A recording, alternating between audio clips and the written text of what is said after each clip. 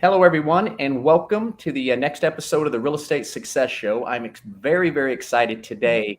We have a veteran in real estate now, 15 years plus, has been increasing production almost every year for the last 4, 5, 6 years. She's got an incredible story to tell on what's happened to her up to this point now. Can't wait for you guys to hear from her, but let's kick off with a little introduction. Be right back with you in 30 seconds. Thank you.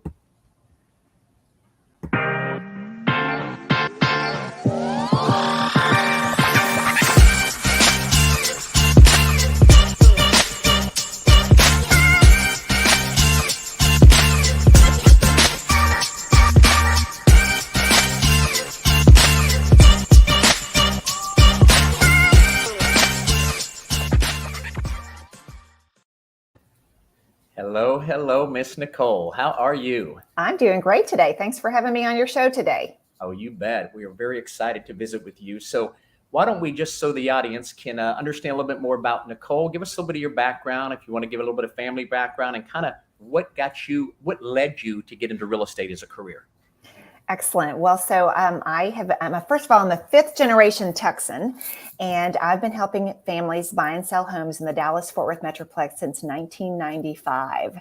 So you said 15 years plus, thank you, but closer to 30. Wow. Well, you look like you've only 15 at max. You look incredible. So technology is a wonderful thing. Thank you. So I got into real estate in 1995, right before the birth of my second child. I was actually in pharmaceutical sales and wanted to have more freedom to be with my children. And so it turned out to be a phenomenal decision that I made, and ended up being a single mom for the big chunk of that window of time, raising them, sending them to private school, educating them. That was really important to me, that my children be given opportunities that I didn't have growing up in a small Texas town. So real estate offered, as we all know, just an opportunity to really serve people at a very high level as you're helping them transition from one chapter of their lives to the next. And then it also provided an opportunity for me to have my own business and the freedom that comes with that. Yeah. Okay. Wonderful. So your very first getting started in 95, you mind me asking, who did you start with? Was it a boutique? Was it a big box brokerage, or how'd you get started? Well, interestingly, I was actually started with Keller Williams. So back in 1995, I was part of an office that had 11 people that then turned into over 800, right? Yep. So that first 5 years, I was actually National Rookie of the Year in 1997. That was the first year I did it full time. I transitioned, took me about a year and a half to transition out of pharmaceutical sales and into full-time real estate sales. Okay. So I always encourage folks, when given the opportunity, if you have a career that gives you some freedom and flexibility, certainly bridge that gap if that's an option. And it did. It worked real well for me. And so back when Keller Williams had 2,000 agents. And so I was part of that growth mode for 5 years. Then I decided I knew entirely too much and decided to open my own brokerage. Did that for a year. That said, you know what? There's a lot more to this running a brokerage thing. And so I got my brokerage. I did not know that about you. So yeah. So after 5 years, then you spun off, started your own independent brokerage for about a year, and then what took place? And then I realized, right, because in my ultimate wisdom, that there's a lot more to this running a brokerage than helping people buy and sell houses. And I really enjoyed being in the trenches with my clients. So I scrambled back pretty quickly into traditional production. That particular brokerage actually still in business, and just really found my niche, which was taking care of buyers and sellers. And so I bounced around a little bit with some brokerages, and then I ended up at Remax for 10 years. Loved that. I'm very entrepreneurial. I really appreciated the independent model, where I wrote a check each month, I quantified my expenses, and I took care of my clients and charged what I wanted to charge, and really, really, really enjoyed that environment. And then I decided that I needed to elevate my brand. And so I affiliated with Sotheby's for a couple of years. Again, phenomenal experience. I got exactly what I paid for, which was a lot of really well done advertising. But meanwhile, I've built a referral-based business. And I love on about 300 families a month, and their past clients, referral sources. And so what I discovered in that transition period was my database stayed the same. My source of business stayed the same. So it really didn't matter to my referrals which brokerage that I was with. Yeah. And so I got to decide, right? Like I got to decide what makes business sense for me, what gives me the framework that I need. Even though I have my broker's license and could be my own broker, I've always found value in affiliating with a national brand for a variety of reasons, but one of which is it brings a tremendous amount of value to the clients that we serve. And that is my number one goal. So anyway, so after a couple of years with Sotheby's, I actually checked into EXP, but at the time. And what year was that, Nicole, when you were at Sotheby's? So I was there 15, 16, something like that. And then I reached out to a friend of mine who had joined EXP. Oh my gosh, they loved it. Had nothing but great things to say. But then I got whisked into the KW recruiting window. They really made it difficult to say no. And so I did that for 1 year, and I just capped. I'd been in my first month with a cap, and so I was done. And that's when I agreed to meet with you and Bill over coffee, because I thought, for sure, I'm not going anywhere for 11 months. Yeah. and I've just moved. I'm not going to move again. Like, how embarrassing would that be? Again, my database doesn't care, but at the same time, I wanted to, show them some stability. Yeah. And so, but anyway, as you well know, before the presentation was even over, I'm like, where do I sign? And when do I get started? So let me ask you this. So this is 2018, right? Yes. So right before coming over here, obviously you're doing high production, things are going well, but were there any challenges, anything you were dealing with at that time that when you looked at what's going on over here at EXP, did that have anything to do with the reason you came over? Was there any challenges and so forth? Or did you just see a bigger opportunity over here? What was the main reason? So you knew this about me, and it was, you knew I was thinking retirement. Like having been a single mom, children are out of school, and remarried. And so I didn't this was no longer a have to situation. It was more of a want to situation. Yeah. And, but the challenge was that I pretty much plateaued at that 15 to 16 million mark in production, which very healthy, right? But not like I kept more, we realtors were trained for more, better. And so I kind of felt like I'd kind of hit a plateau. And most importantly, I didn't really have an exit strategy. I knew that I was going to sell a lot of houses each year. I knew I was going to pay a cap. I knew I was going to pay a royalty. I knew that I was going to make good financial decisions, but I was looking for a vehicle to exit the transactional piece of real estate. And so, what I saw in the presentation, it's one of these things where it's like, how is it like I truly believe in my heart of hearts that every agent that is selling 25, 30 homes a year is absolutely insane for not coming on board with EXP. So my first 3 years with EXP, I iconed. Yeah. And explain real quick for the audience. Some may not know what exactly does that mean? Not real detail, but what does that mean to an agent? So most people are familiar with a cap. So once you've paid in your company dollars, you're at 100% commission. Then from there, you pay a transaction fee. Once you've hit 20 of those transaction fees, then EXP gives you back in stock. That's a whole nother retirement conversation. In stock, what you've given to the company. So for me, that was a no-brainer. I knew I was going to cap. I knew I was going to sell 20 more houses. And so here this company is offering to give me money back in stock. One way or the other, regardless of the brokerage, somebody's going to get some of my money. Yeah. Nobody was offering to give it back to me in the form of stock. So it was just kind of a no-brainer. I also was very intrigued by the rev share piece of it. Yeah. I didn't consider myself to be an agent recruiter, so to say, but certainly I have relationships. I have agents who organically have come over to EXP because they too saw what I saw. So that's been real encouraging. And then just partnering with people like you and the other members of the Freedom Team that just offer a tremendous source of encouragement and information, and just really a team within a team. It's been fantastic. I've never been short of the 1990s. When I did try the team thing, I've always pretty much been a solo agent, have some referral agents that I partner with for overflow, and I've always had an assistant. Yeah. But I just really do like the camaraderie that's available here in this format. Let's touch for a minute. So you've come over here, you're back into production. Did your production increase? So you've been here 4 years. Did your volume start to go up? And if so, for what reason? So it immediately went up like crazy. In fact, 2020, I did 20 million. 2021, I did 25 million. I know, right?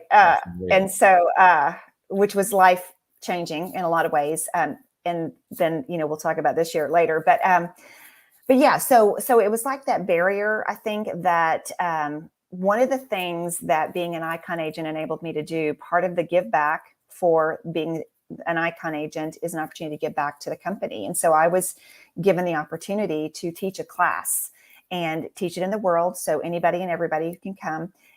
And so I taught a class year one on systems, and I'd had a consultant years ago try to help me document and create systems, this kind of good stuff. Didn't want to reinvent the wheel, but by teaching that class, it elevated my own business in such a way that I was able to streamline, systematize. And by the way, all the links that I do, it's public domain. I will happily share. So if anybody is looking for a quick and easy plug and play way to systematize their transactional business, I'm happy to share. So just reach out to me for that. But in so doing, and I really truly believe that was the, instead of just sitting around thinking about, I need these systems, actually being challenged to give them the opportunity. And, as you're teaching things, you become the student.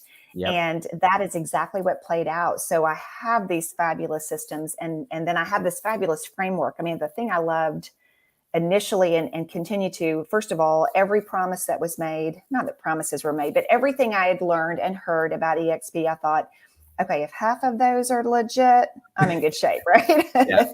And what continues to amaze me today, even over 4 years later, is everything that was promised was legit, and even surprises me. Just the opportunity, the engagement, the resources, and the camaraderie, and just the collaborative nature of, really, we all own this company, all of us shareholders. And so we're all mutually benefiting when people sell more houses. Yes. And so, most brokerages will all talk about training, coaching, different things like that. If you were to just share with the audience, now that you've been over here and you were already a veteran doing high production, even over there at KW, what has it been like? What does it look like over here when you talk about coaching, camaraderie, the availability for training, and who's training? How would you speak to that? How is this really different than most other brokerages out there when it comes to coaching and training and camaraderie? From my experience, and right, like I'm speaking from my experience. First and foremost is real time, real producers. Like, I'm really not super interested in what somebody found success doing 20 years ago, because I know for a fact the business has changed in the last 20 years. So I'm really not interested in paying for, that's the other thing. You can pay for all kinds of coaching online. There are a lot of people wanting to take your money in exchange for information and these things. It's available to us real time. Also, this bank of encyclopedia of recordings.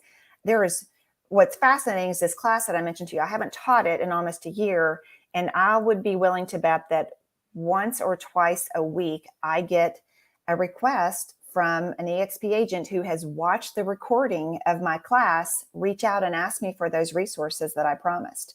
So not only is it available real time in this, like, for example, we all know the market, was one way, became another, very quickly became another. And that's the story of the last 27 years I've been in this business. Is every day we wake up to is it today going to be the day that the spigot turns off, or today going to be the day that what we did yesterday doesn't work? And so, again, the recordings, I think, are great to have because you see them on your own time. But what's really important is what's going on today. And because a vast majority of the training is coming from producing agents, not successful agents in the past, but folks who are having success today, I think it's real time. I mean, I think it's phenomenal.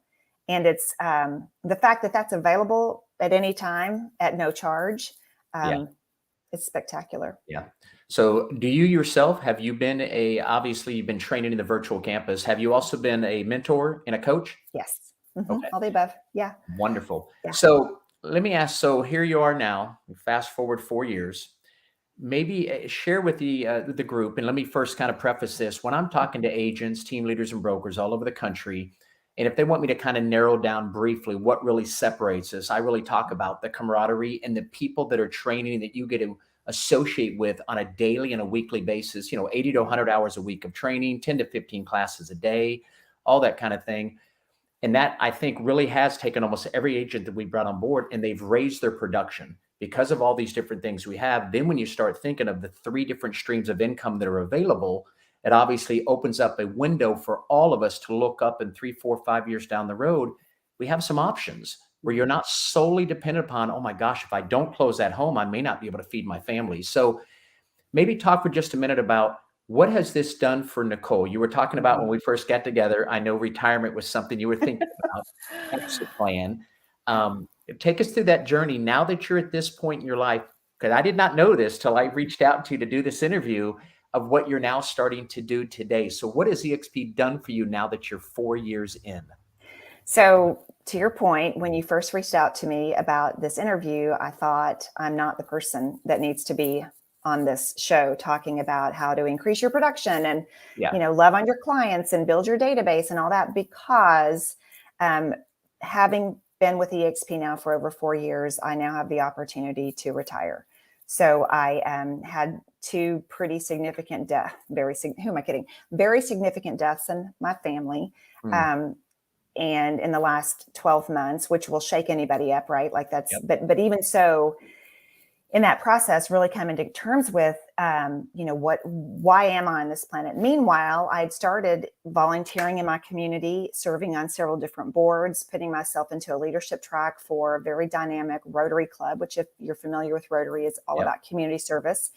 And trying to figure out how I'm going to balance all these different responsibilities, which bring me joy and light, just like serving my clients do. But, how am I going to balance all this? And so having the reality check at the end of last year, after my production is increased and our stock is worth, it's not worth what it was, but the fact that I have any stock, let's just talk about that for a second. So I immediately jumped into, if you're not already doing this, you have to 5% off the top of your commission for discounted stock. I mean, at the end of the day, that 5% is going to a broker in the sky, right? It's going to somebody else's wallet. So you might as well buy stock. Okay. So that's my plug for that. And then of course the stock I've been awarded over the years for iconing, for attracting agents, for capping each year. So all those different things. And I plug that into the overall equation, which, by the way, I've been selling real estate for a long time. So I own real estate and married to a corporate guy that invested in 401k, all that fun stuff. So you factor in all those things together, and guess what? I don't have to do this anymore. So that's incredible. So congratulations. But it's not, I know, but I almost feel guilty saying that. That's why I'm almost embarrassed to say that, because I've spent 27 years building a referral-based business, and I love these people. I've been training these people for 27 years to call me when you need me. And when they do, I feel a personal obligation to serve them, right? So what I've been able to do is, through other EXP agents, I refer to business to other EXP agents. So so this year my production, singular production, maybe 5 million, which is nothing to sneeze at. But most importantly, back to the collaborative nature, is I've been able to refer this business to other EXP agents who then they're making a big chunk of it. I'm getting a little piece of it. They're building their own database. And as I'm winding my career down, I'm enabling other folks to build theirs with some really cool people. Yeah, that is very, very cool. So let me ask maybe one last question. We can wrap this up very quickly, but having all the knowledge you have, and now knowing what EXP did for you and what it's done up to this point, and congrats, getting to a point where you truly been able to pull back the throttle. And for you, after doing 25 million, 5 million must just be like a cakewalk for you. And for agents that are doing 3 to 4 million, they're like, what? And that's Yeah. also, everybody, please, if you're listening, feel free to reach out to Nicole or myself, and she'd be more than happy to give you a lot of what she does and how she built this incredible referral network. And I've seen it. It's truly an amazing training, and anybody could implement it. But what might you tell anybody who maybe they're on the fence, whether they've not seen EXP or maybe they have, maybe it wasn't personalized or whatever? Any last thing you might tell an agent who could be considering EXP? Having probably what I consider to be a unique experience of being with the major brokerages and that are available. I personally do not believe there's a one size fits all brokerage. But for the sliver of the only thing EXP doesn't have, people like the Freedom Team. Sorry, I'm like squirreling around. I can't really think of any reason why EXP wouldn't be. Because I was wondering if that's where you were going. I don't know. Like, wait a minute. What am I saying? It really is perfect for everybody. But I do know the handful of folks that have had if resistance at all have been those that really find value in the office environment. Okay. COVID changed all that, right? Yeah. So even then, what I know to be true about, we're in the Dallas-Fort Worth market is we created our own. And the cool thing is we get to invite only the people we want to invite. So we have mastermind meetings every week. We have, team meetings, we have virtual things, but we also have that in-person thing. And that was something that really surprised me when I joined. Now, that being said, I've never really plugged into those things, even in physical offices, which is why, as I'm thinking, why would anyone trade that for what we have virtual 24/7? And if you want that person-to-person piece, I know our Texas broker team is amazing at creating opportunities, certainly in the big cities, for us to congregate and gather. And then, Freedom Team and the different groups and organizations within EXP certainly meet in person too. But that would be seriously. And then, like I said, how much is that worth? Is that worth not getting stock? Is that worth not being able to icon? Is that worth not being able to grow your own net worth? And then the rev share, we didn't talk about much of that, but that's been an added bonus. Yeah. So yeah. And I'm not even sure. What does that look like for you right now? Do you have a handful of agents you said that are on board with you? Yeah. So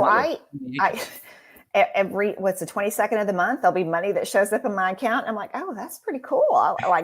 Then I have to go and search and go, and then I reach out and say, congratulations on your closings this month. I know you did because I got paid.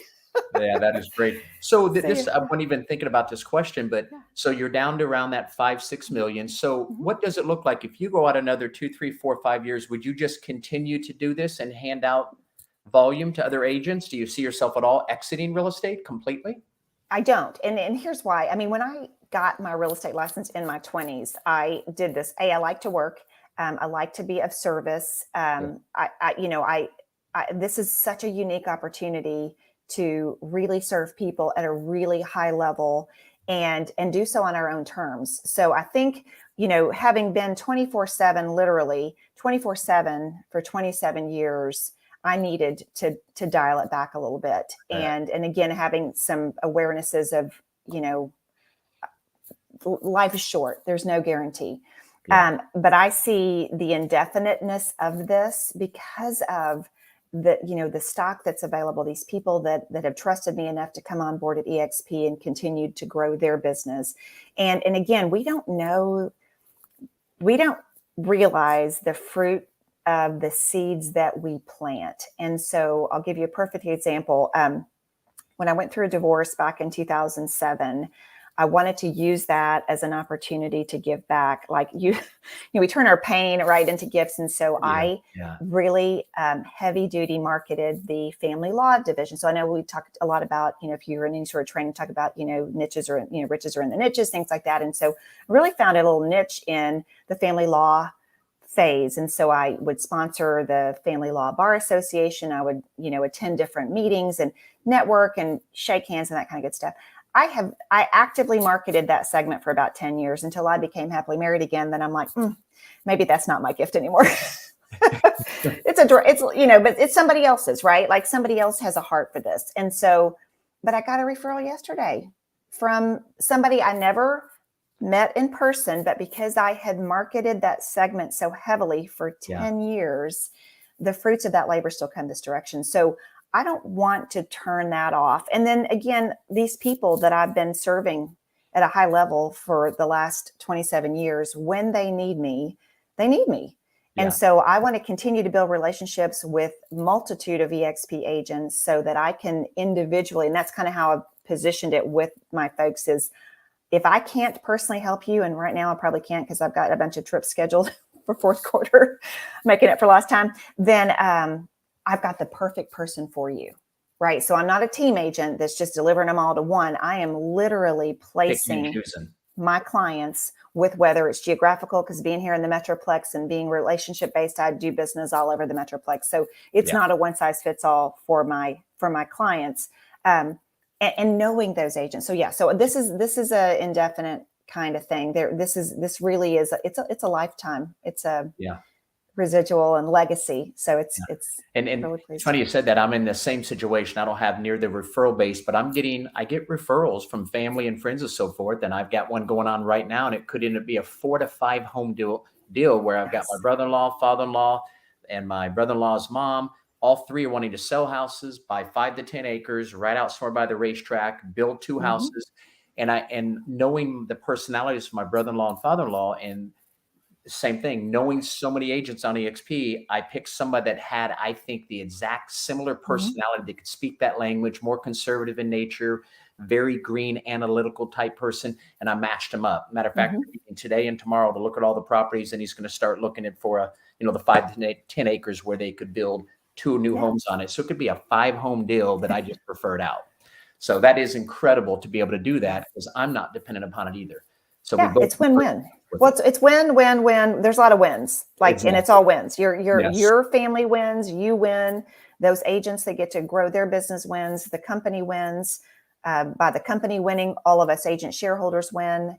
There's just, back to the whole, I think EXP might be a one-size-fits-all brokerage.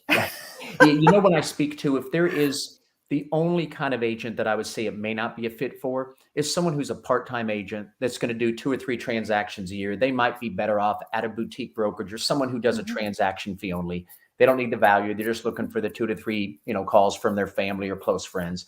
Because if they're not really going to be trying to go into production and increase, they may not look into go into some kind of a split. But other than that, I agree with you. It's hard to find anything. But thank you so much for spending time with us today. And again, if you're out there, whether you view it now or view this in the future, feel free to reach out to Nicole or myself. We'd be more than happy to, without any kind of a sales pitch, zero pressure, fill you in with everything that this model could do. We'll give you an apples to apples comparison and give you then all the info to keep handy. What I always like to say to folks when I share the information with them is, I'd love to be your next destination brokerage if something goes wrong where you're at. Things can always change. We'd love to be the next option. And I think Nicole would say the same thing. So if you're out there looking at this and going, well, I'd love to learn more about it, and feel free to reach directly out to Nicole or myself. We'd be more than happy to help you. All right. Other than that, Nicole, thank you so much. Congratulations on where you're at. Enjoy the travel you're going to be doing fourth quarter. Tell us real quick, what do you have planned for the fourth quarter? Where are you going? Well, so we just wrapped up on Alaska, and Delaware was my 50th state. And then I've got a trip to Salt Lake City, and then a cruise to Hawaii. So, and then Australia next year. There's a lot. That is so great. Congratulations. You deserve it after 27 years of hard work. So thank you again, guys. We appreciate your time. I'm going to play our little video one more time. And thank you if you're tuning in. We appreciate it. Have a blessed day.